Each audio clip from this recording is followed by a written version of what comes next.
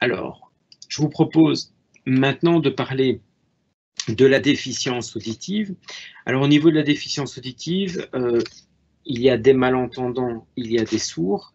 Je vais vous proposer de découvrir ça, découvrir ces publics-là à travers, à nouveau, une petite vidéo.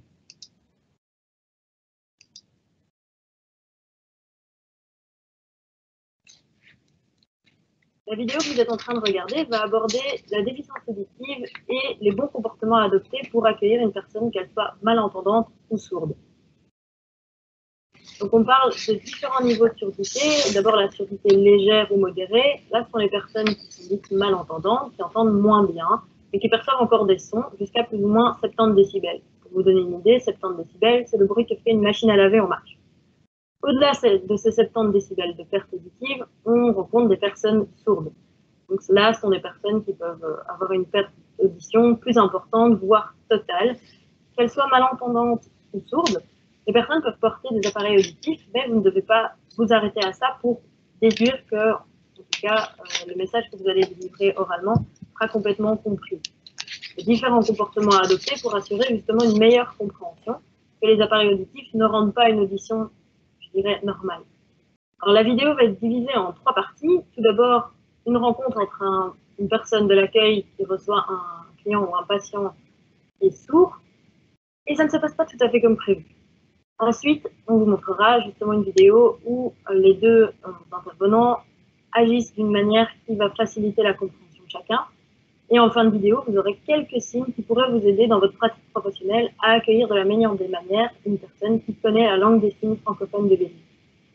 Pour vous mettre en situation, les deux vidéos de jeu de rôle, donc les deux premières parties, seront complètement sans son. Comme ça, vous pourrez peut-être vous rendre compte un petit peu mieux de la situation dans laquelle est la personne.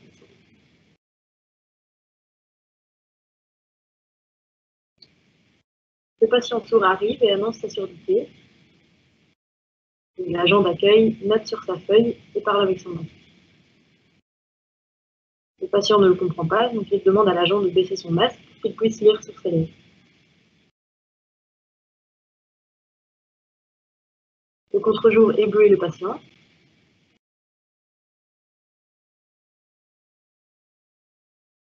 Donc, l'agent va changer de place.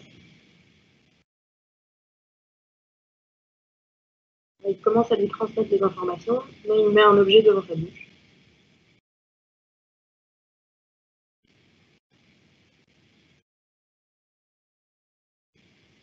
Il répète, mais il parle trop vite et il n'articule pas correctement.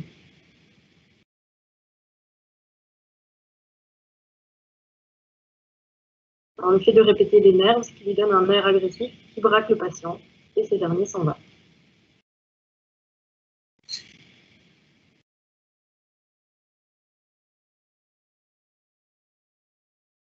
Donc le patient sourd arrive et il annonce encore une fois sa surdité.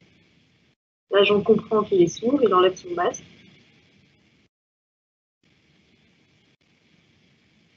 Et il change de place pour éviter l'éblouissement.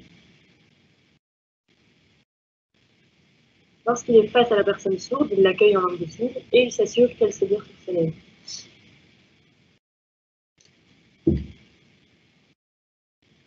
Il lui demande ses documents en s'aidant de gestes et de mimes pour être sûr d'être compris.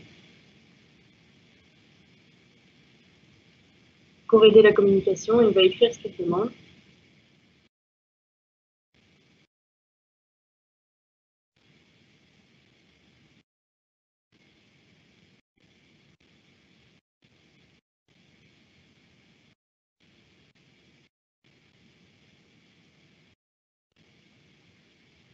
Maintenant, l'agent va expliquer le trajet jusqu'au lieu de vaccination, avec des gestes et des mimes, encore une fois.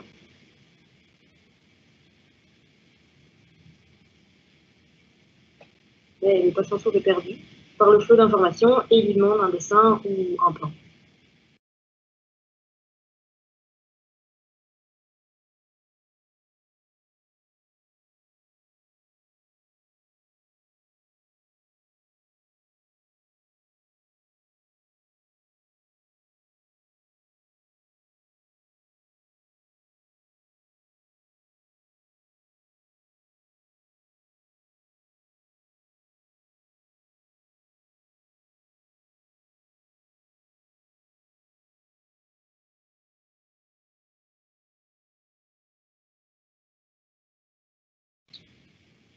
Si vous appliquez tous ces conseils, je suis certaine que tout se passera au mieux.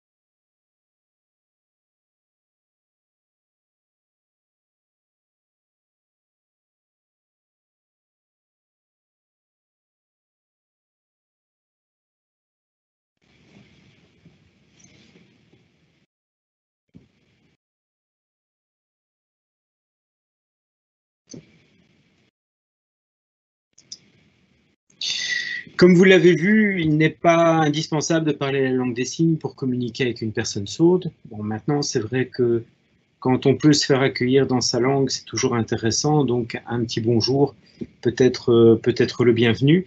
Mais au-delà de ça, en respectant certaines consignes, les choses se passent bien. Identifier le mode de communication, c'est déjà une première chose. Est-ce que la personne lit sur les lèvres? Est-ce qu'elle utilise l'écriture? On pose la question, on fait des propositions. Une fois de plus, on ne suppose pas, on demande.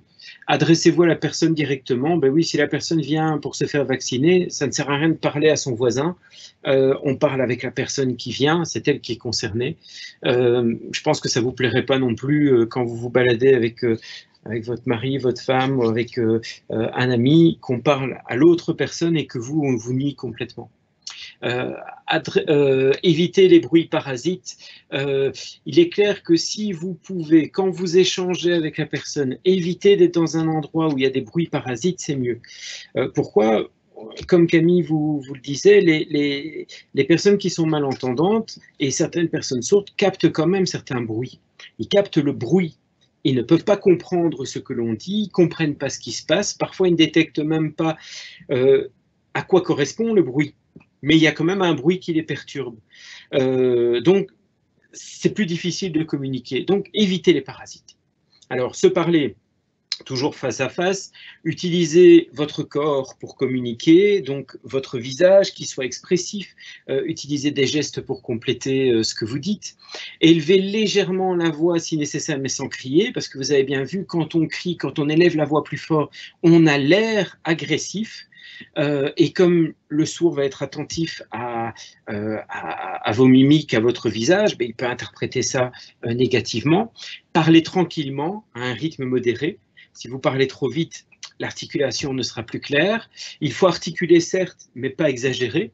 Un petit détail aussi, par exemple, si vous êtes trop souriant et que vous avez le visage qui est tout le temps souriant, ça peut être compliqué aussi de lire sur vos lèvres. Donc, essayez d'être relativement neutre aussi, tout en suivant le sens de ce que vous dites.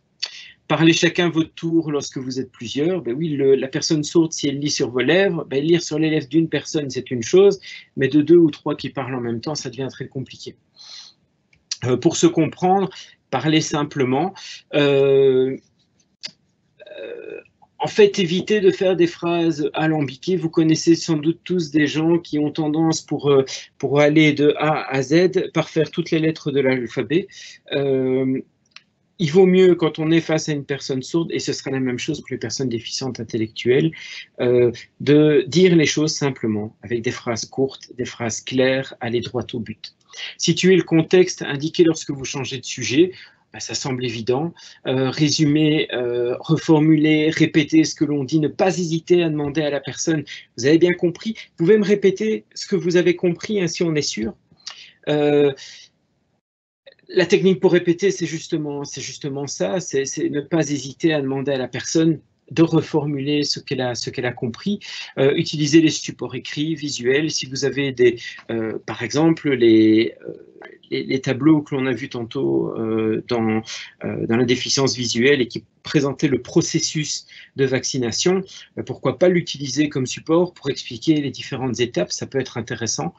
Et alors avoir une communication qui est directe, concrète, pratique, pas besoin de raconter toute votre vie autour, allez droit au but.